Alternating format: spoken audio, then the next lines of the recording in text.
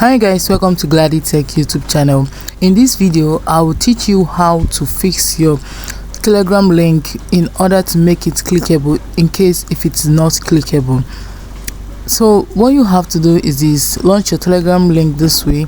The next thing you have to do is to tap on the three dots at the left corner of your Telegram. Tap on settings and settings.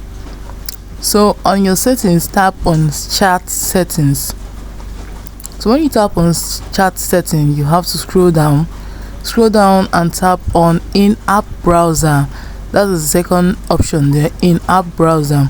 Make sure the toggle is being turned on. If the toggle is not turned on, if you send a link to your Telegram wallet, it is not going to be clickable.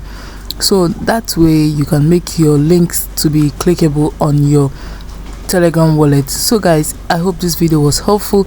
If it was, do not forget to give me a thumbs up, hit the notification bell to always get notified anytime I upload a video like this.